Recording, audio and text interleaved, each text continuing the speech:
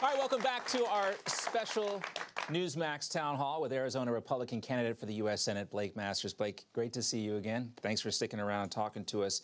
I wanted to talk to you about the Senate Republican Leadership Fund. They've given money to a lot of Republican candidates this election cycle. What do you think about their funding strategy and decisions this election cycle? Well, they stayed out of Arizona, right? Did you guys see this? Yeah. Mitch McConnell cut $18 million in reserve funding for Arizona. Apparently, he doesn't want me in the Senate. But you know what? I think he's about to be stuck with me in just 4 days. So, look, when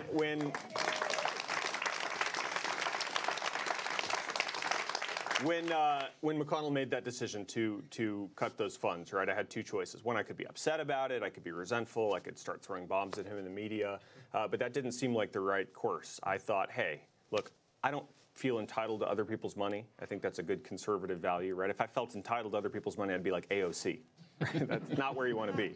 So I said, my job is to win this race with Mitch McConnell's money or without it. And I think we're on track to win without it. So that's just as good in my book. All right. So would you support Mitch McConnell to continue to be the GOP leader? I hope someone else runs. I think we need new leadership. It's what I said in the primary. I don't think he likes that, but it's just the honest truth. Do you think Mitch McConnell is more worried about Mitch McConnell's interests or the interests of Republican voters across the country? I think it's complicated, but to me, it's hard to tell, and maybe that's a problem, right? It's frustrating to me because I would praise Mitch McConnell quite a bit in the primary.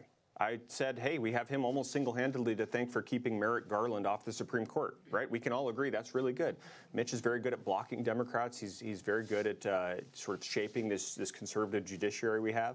But I'd also criticize. I think you've got to hold people accountable. And I said I don't think he was serious enough about legislating when President Trump was in office. I want to back a majority leader who's going to actually, pedal to the metal on the America First agenda. And so I have some criticisms. And, the media, of course, only focuses on the criticisms, and then it makes him get mad at me. But I'm not going to contort. I'm not going to pledge my vote to him in exchange for funding or anything like that. I'm working for the people of Arizona, not for anyone in D.C. And what do you think that relationship would look like? I mean, would there be a relationship, should you win, with Mitch McConnell? Would you reach out to him first, or how do you think that would go? Well, I'll be a junior member in the Republican caucus. I'm not going to go out of my way to make his life miserable, right? We agree on a lot of stuff. Lower taxes, lower regulation, energy independence, right? But I'm going to be an independent senator, like Chuck Schumer. He owns Mark Kelly. There's no daylight between Chuck Schumer and Mark Kelly. Chuck Schumer doesn't fully own Kyrsten Sinema. And that's kind of interesting, right? I think she's too left-wing. We got to defeat her in 2 years, and I think we'll do that. But I respect her to the extent she's independent, right? I like that. That's very Arizonan. I'm going to be in the tradition of Goldwater and get in there and actually represent the people here at home. How about that? What a wild idea, right? So sometimes Mitch and I will see eye to eye. Sometimes we won't. But, man, I'm going to be independent, and I think he knows that. Senator Sinema might be independent, but she is endorsing your opponent in this. So, but she won't campaign with him. Isn't that interesting? That is interesting. She wants to get as far away from these lunatics like Biden and Mayorkas and Mark Kelly as possible. As you indicated, the visuals have been difficult for Democrats at some time on the stage. We were also talking about the economy earlier. This, of course, is always and will be forever the #1 issue for voters. James Carville, Clinton's former strategist, had that phrase, "It's the economy, stupid," which still rings true. But what can a Republican Congress do to improve the economy when you have President Biden sitting in the Oval Office with a veto pen? Actually, quite a bit. And so to understand how do we reverse this inflation, we have to understand how do we get this inflation, right? People talk about this inflation crisis in the abstract as if it's some act of God. Like, where did this come from? Well, no, we know where it came from. It came from Biden's White House. It came from the Oval Office. They did two really dumb things.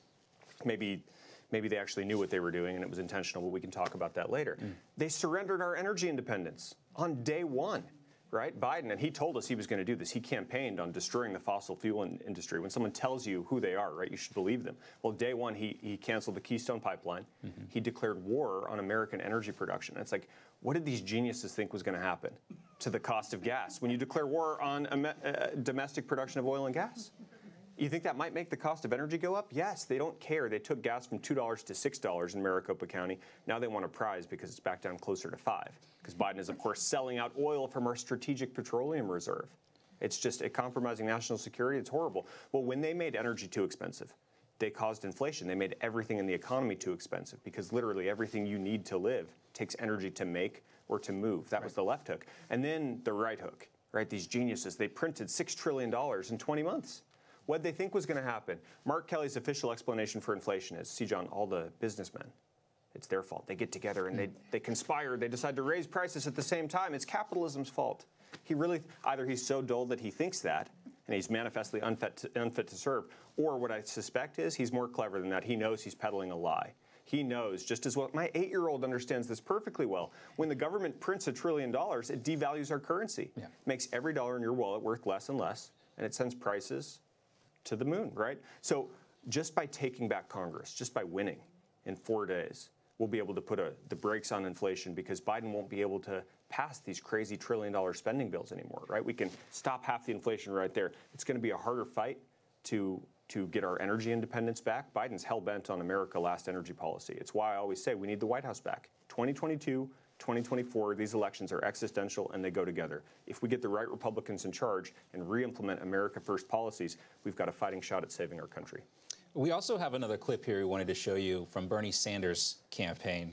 Let's look at that first. Let's take a look at that. The 4 top contenders for the House budget chairman, if Republicans win in November, all 4 of them told Bloomberg last week that they plan to use this debt crisis hostage technique to get things like Social Security and Medicare eligibility changes. When so many seniors are struggling right now, how in God's name are you talking about cutting Social Security when we should expand it? We'll go to a question now from Wendy, who is from Goodyear, Arizona. Go ahead, Wendy. Democrats are saying that Republicans are going to tamper with Social Security and Medicare. What are your plans for the future of Social Security? And can we get a commitment from you today to make that assurance to our Arizona citizens? Yes, great question. The Democrats are just lying. Here again, they're lying through their teeth. And you have my commitment. We're never going to cut Social Security, not Medicare. We're never going to pull the rug out from our seniors. You know, people talk about the language of benefits. I don't regard Social Security benefits. They're not benefits. You earned them, right? It's not a freebie. You paid into the system. Seniors in Arizona, they built their whole financial lives around relying on the promises that the federal government made them. And we're going to honor those promises, right? I think this is a classic case of projection. Have you noticed that the left, they always call us what they actually are? So Mark Kelly knows, he's got a guilty conscience here. He knows that he's done more than anyone in the whole country to help Joe Biden decimate senior savings, ruin their retirement, right, with this ruinous inflation that he's caused. So he attacks us for positions we don't even hold. I'm looking for ways to save Social Security, right? And you have my commitment. I always will. We will never pull the rug out from our seniors. And if you have people say, hey, I want to vote for Masters, he sounds good. Oh, but I saw this attack ad. He wants to cut Social Security. You tell them, no, that's a lie. It's a bald-faced lie that Mark Kelly's making, again, because he's insecure about his own record destroying seniors' retirement. Now, a lot of this talk comes from Rick Scott's plan, which calls for the Congress to reauthorize a lot of these programs every 5 years, not cut them, but reauthorize these programs. Do you support an idea like that, having these federal programs sunset every 5 years if they're not reauthorized by Congress? Not for Social Security and Medicare. That needs to always exist, right? You can't mess with that. We'll never use them as negotiating bits of leverage. No, I think that needs to be permanent. In general, the idea of sunsetting legislation to make sure Congress renews it, I think is a good idea. But we're never going to mess with Social Security. We need to look for ways to save that system. John McCain was a pro-defense hawk here in Arizona, of course, very popular in Arizona for a long time, very strong on issues like Iran. Will you continue that strong position that Senator McCain held on Iran? Well, I'm certainly pro-defense, right? My beef is that very often the U.S. has been itching to intervene in conflicts around the world that don't really defend America. In fact, sometimes they expose us to greater vulnerabilities. I have a lot of concerns with Biden just sort of sleepwalking us closer and closer to nuclear war over this Russia-Ukraine conflict. Guess what you didn't have to worry about 3 years ago? The nuclear war. Nuclear Armageddon. Right. Now Biden's trotting that phrase out casually on TV, right? So I think we need some sanity and some restraint here. We need a lethal military that's always going to defend America and our allies. But yeah, I agree. Iran is an evil regime. I think they're desperately trying to get a nuclear weapon, which is an existential threat to Israel, which is our closest ally. And so we're never going to let Iran get the bomb. I think Biden trying to just get back into this JCPOA deal with Iran on even worse terms than the horrible deal that Obama struck.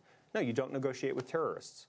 Yeah, and you have Iran also now working with Russia and Ukraine. What are your thoughts on that? I think it's a mess. I think it's a mess, but you got to zoom out and say, why is the world on fire right now? Everybody knows. I think all Republicans know, most independents know, and even the honest Democrats know. Putin would not have invaded Ukraine if President Trump were in the Oval Office. right? Putin's a madman. He's a murderer. It's really bad what happened. But as they say, weakness is provocative. Weakness provokes. Yes. Well, we have a question from Alicia from Cave Creek. Go ahead, Alicia. My question is on energy independence. Under President Trump, the U.S. was exporting oil. Now we're asking Saudi Arabia and Venezuela to drill more. Gas prices have skyrocketed in the past 2 years, and we're facing a diesel shortage with about 3 weeks of diesel fuel left. President Biden will probably veto anything you pass. What would you do? Again, we have to play hardball here. What we need to do is not complicated. Just revert back to the pro-America, America First energy policies that we enjoyed just 2 years ago. It was working. Biden surrendered it. We can debate why. Is he an idiot? Is he actively trying to destroy this country? I don't know. They can blend together, right? But we know we need to go in that direction. How do we get there, though? If when we pass legislation, if we pass a bill, put it on his desk, he's not going to sign it. This is where I'm serious about digging my heels in.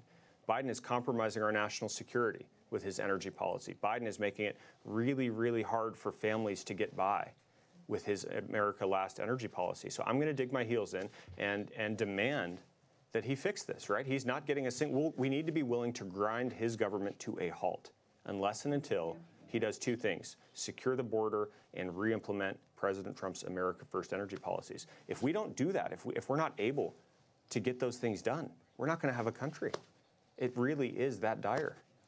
The next topic we have is big tech, and you spoke about this recently at a town hall with Kari Lake and Peter Thiel, of course, the founder of PayPal, one of your big supporters. You wrote a book with him as well. Now, we've seen big tech playing this outsized role in censorship and elections. How does the government regulate big tech at a federal level? Well, I think we need, a lot of people talk about Section 230, right? I think we need to either wipe it away entirely or heavily reform it. Those companies are hiding behind Section 230, which grants them immunity from lawsuit if they are platforms. If they're a neutral platform, hey, why should we be held accountable for? Well, they're not neutral platforms, are they? They're actually pretty darn good at censoring conservatives disproportionately. And I think you got to wipe away that immunity, treat them like publishers, but we actually have to go so much further than that. I think we should regulate the big social media companies, Facebook, Twitter, Google in a context, like the phone company. Right? The phone company, literally, they're not allowed to listen in to you and I have a telephone conversation and say, ooh, that's too conservative. We don't like that. Let's cancel their line. The phone company would probably love to do that, by the way. Right. But we don't allow them to. We ban them in law from discriminating against people based on the content of their conversations. So why on earth wouldn't we hold these giant social media companies to that same standard, right? That's not even a technological solution. It just requires political will. I think we probably have to go further than that too. But the tech companies, man, they are good at censoring conservatives. I think they just threw one of our statewide candidates in Facebook jail the other day. You know what they're not censoring? They're not censoring cartel advertisements to teenagers in Cochise County, recruiting them, paying them $2,500, right? These Snapchat posts, Facebook posts. And it's ruining a lot of American teenagers' lives. They're getting involved in the drug trade almost without even knowing it. Where's Facebook on that? Where's Discord on that? Where's Snapchat on that? Well, I understand this stuff better than any candidate nationwide. I'm going to be like tech support in the U.S. Senate, unfortunately, right? But I understand this stuff. And so my goal is to get a digital Bill of Rights passed and meaningfully restrain these big tech companies. Otherwise, we're not going to have free speech. We're not going to have free and fair elections. It really is an existential threat to this country. Has anyone tried just turning off the Senate and then turning it back on again? Hard restart maybe might help. One of the things, too, I think we have to talk about as well is the fact that bipartisanship has really gone out the window. We can talk about who's to blame for that. But Mark Kelly claims that he is bipartisan. And I think we have a video of Kelly saying he works with Dems and reps to pass legislations. I think let's take a look. Working with Republicans and Democrats, we passed some historic legislation. I think the question is define historic. I mean, what is he talking about there? Well, he passed multi-trillion-dollar spending bills that caused this massive inflation. I guess the inflation's the worst that we've seen since Jimmy Carter, so that sounds historic to me, right? Hey, congratulations, Mark Kelly. The $700 billion Inflation Reduction Act, maybe he thinks that's historic. It's a historically dumb name, right? Inflation Reduction Act. It's going to increase inflation, just like Obama's Affordable Health Care Act. Did that make your health care affordable? No, it's always the opposite, the way they name these. We got 87,000 IRS agents. Maybe Mark Kelly, he loves that. He voted for that. Maybe he thinks that's historic. But this whole thing where, oh, I'm bipartisan. First of all, he's not. He votes hardcore party line. He actually votes with the Democratic Party more often than Bernie Sanders. right? So it's just a lie what you're seeing. When I've talked to most Republican senators at this point, sitting senators, they all think this guy's a zero. They say, hey, maybe he's a nice guy. You get stuck with Mark Kelly in an elevator. You know, the small talk is fine. Who cares? They know he is just completely owned by Chuck Schumer. He's not bipartisan or independent in any meaningful sense of the word. So if you do win, what are some areas where you think you could find consensus for Arizonans with Kyrsten Sinema? Water rights, for instance, is the first thing that comes to mind. That shouldn't be a particularly partisan political issue, right? But it is a political issue. We need to stand up for Arizona. We're running out of water. It's not good, right? Three things are true. We live in the desert, we're in a historic drought, and we're growing. And so the trend line here is really bad. I want my three boys, when 30 years from now, they'll be my age. They're 8, 6, and 2 right now. In 30 years, I hope they choose to live in Arizona. But that's impossible if when they go to the faucet and turn it on, no water comes out, right? So we have to solve this crisis. There's two ways to do it. One is politics. You know, the late John McCain called for the renegotiation of the century-old Colorado River Compact. That's the master agreement that governs how much does Nevada get, how much does Arizona get, California get. Well, California got the better end of that deal, right? And a lot's changed in the next 100 years, so maybe we should renegotiate that, right? Get me to the table with sharp elbows. I will fight for our water. The feds just cut our water 6 weeks ago. Mark Kelly didn't do a single thing about it. 592,000 acre feet, a tremendous cut. Okay, we're in a drought. Sometimes you got to tighten your belt. How much did California have to cut? Zero. Wow. What did Mark Kelly do about it? Nothing. Right, so I think Senator Sinema, hey, I think she's too left-wing usually, right? But I think she actually tries to do something for the people of Arizona. Mark Kelly doesn't. I look forward to working with her on making sure that our water is our water. Let's talk about education next. On your website, you say you support a back to basics approach to the curriculum. You also say you would eliminate the Department of Education. Should the federal government get out of education altogether? Ideally, yes. Ideally, yes, right? I mean, the Department of Education, I think, is unconstitutional. Or, hey, pull out your pocket constitution, show me where it says the Department of Education. It doesn't, right? And, of course, it also doesn't work. Most measures by which you can measure the quality of education have just gone down year after year since 1979, when Jimmy Carter and his genius blessed us with the Department of Education. So I believe in decentralization. I believe in sending that power back from D.C. to the states, back to the individual towns, all the way back to the people, right? The parents need to be in charge. I believe in school choice. Now, we're blessed in Arizona, right? We have the best school choice law in the whole country. Every single state should just take a copy of Arizona's law, scratch out Arizona, write their own state in there, and pass it. That would make a meaningfully better education system in our country. It turns out that when parents are in charge, when you let parents choose, they're going to choose reading, writing, arithmetic, shop class, right? Discipline in schools. You know what they're not going to choose? Critical race theory, the 1619 hate your country history curriculum, this perverse gender ideology where the left is really trying to confuse young children about their sexuality. I mean, it's disgusting. And the left knows that, which is why they hate school choice. The teachers' unions, right, the left-wing bureaucrats, they want to impose a one-size-fits-all model on our kids. They want to brainwash our kids. And that's why they're so hell-bent on increasing the power of the Department of Education. So until we get 60 votes to eliminate that thing, I'm going to go and bear hug the bureaucracy and make sure that your federal tax dollars don't fund these left-wing indoctrination programs. So let's talk a little bit more about parental choice. That was one of the big issues that Glenn Youngkin rode to victory in Virginia. Yeah. Is there anything that, on the federal level that you could do to implement more parental choice aspects, tying the tuition to the parent or to the children, rather? Yeah, so like I said, it's going to take 60 votes to get rid of the Department of Education. We might actually have 60 votes in 2025, by the way, right? If we get 53, 54 Senate seats, if we have this red wave that we're hoping for on Tuesday, well, the Senate map in 2024 looks really good. I think we're playing all offense, no defense. So 60 votes might be possible this decade, but until such time as we have 60 votes, my job is to really restrain the Department of Education. Right now, the way it works is all that tax money goes to D.C., and then sometimes the politicians and bureaucrats send some back to the states. Isn't that nice, right? But when they send it back, it has these horrible strings attached, these conditions. So when the Department of Education sends $100 million to an Arizona school district, they don't do it to reward educational attainment. They don't do it to incentivize excellence. They say, here's $100 million for a new diversity, equity, and inclusion center, right? That's the Trojan horse that they use to get this left-wing indoctrination, this crap in our schools. And so my job is to say, hey, the Federal Department of Education shouldn't be spending your money, but to the extent they do, we're going to make sure that it's not going to CRT. We're going to make sure it's not going to gender theory. We're going to make sure that any federal dollars spent follow the direction of the parents. It should follow the student, not the system. Yeah, we do see the Biden administration threatening to withdraw or withhold funds if the gender theory positions they like are not implemented in certain states. If you don't allow your kid to be taught gender theory, then your kid doesn't get school lunch. That's basically That's what like a Soviet level, like we're going to starve you unless you get on board with the propaganda, right? Like it's kind of funny, but it's also terrifying. And who would put it past the left at this point? Look at what they've done to our country in the last 20 months. We also have this issue of biological males playing women's sports now. Something is a campaign issue. And somehow. Mark Kelly will never stand up for that. Mark Kelly will not stand up for our little girls in school who are now having to shower with biological males. Should it be a federal or state issue, though? Mostly a state issue, but the issue is Biden is affirmatively playing offense here. He's trying to use his Department of Education, his Department of Health and Human Services to actually affirmatively fund. They call it gender-affirming care. I call it child abuse. So we got to get the federal government out of that, right? That just seems like common sense. Mark Kelly literally hosted a summit that celebrated facilitating child sex change operations. And he won't deny it. He won't say, no, that never happened. I oppose child sex. He won't say that. He's beholden to all these crazy people that really are coming after our kids. Do you believe he actually supports it, or he's only going along with it because it's required, it's a required position to hold in the Democratic Party? I actually think that Mark Kelly doesn't believe anything at all. I think, at least Bernie Sanders, he'll look you in the eye and tell you what he is. Bernie Sanders is a true believer. He happens to be wrong about everything, right?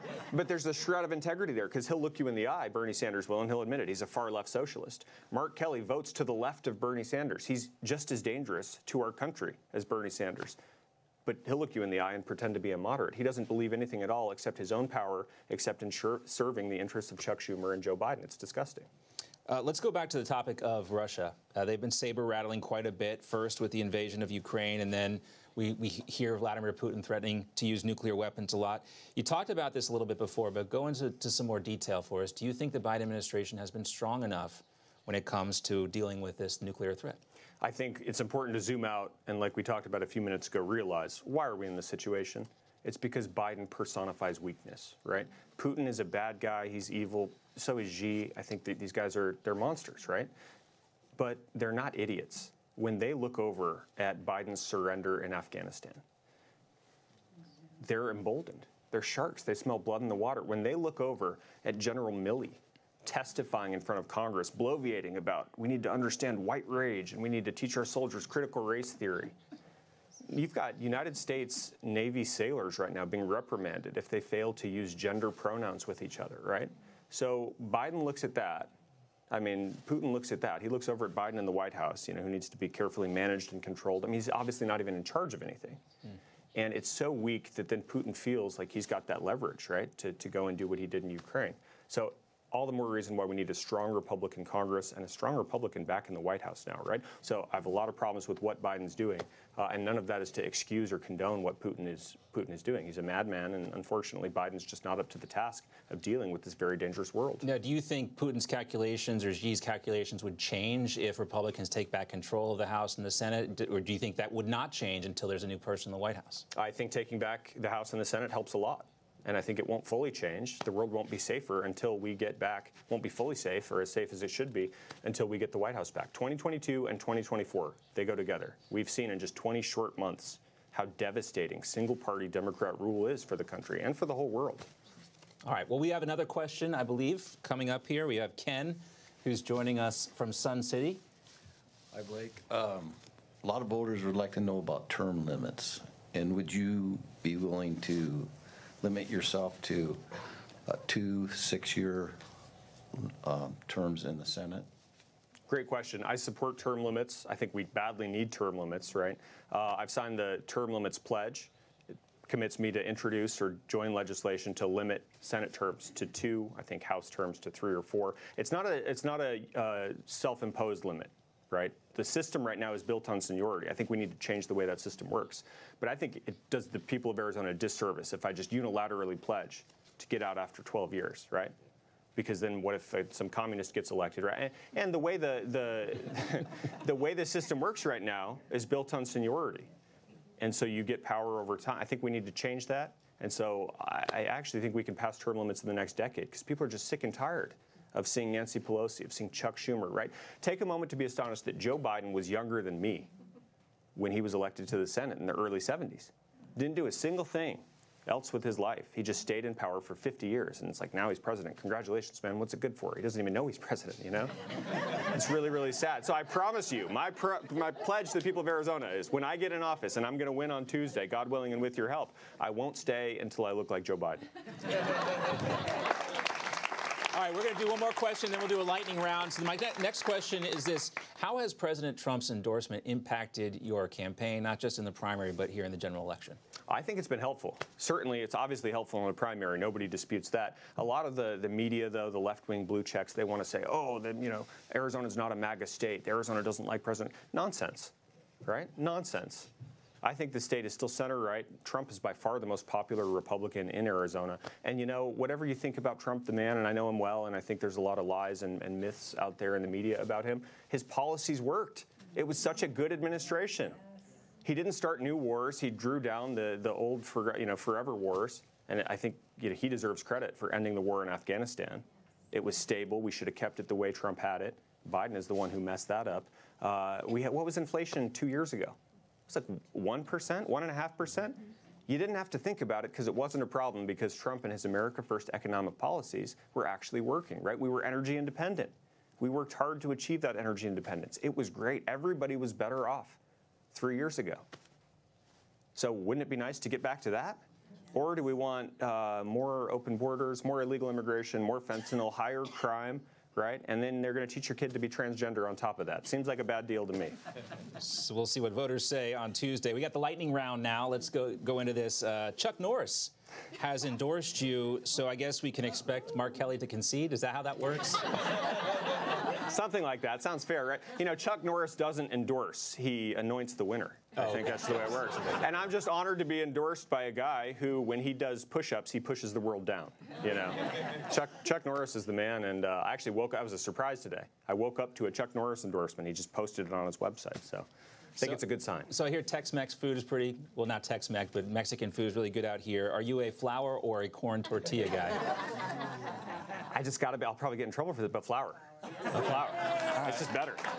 I know it's not the correct answer, but like, that's my truth. One more question for you. What excites you the most about the future? The first thing that came to my mind is my kids. You know, having kids, man, I'm trying not to get emotional here, but having kids, it just changes everything. You get a long time horizon. You understand this is not about you anymore.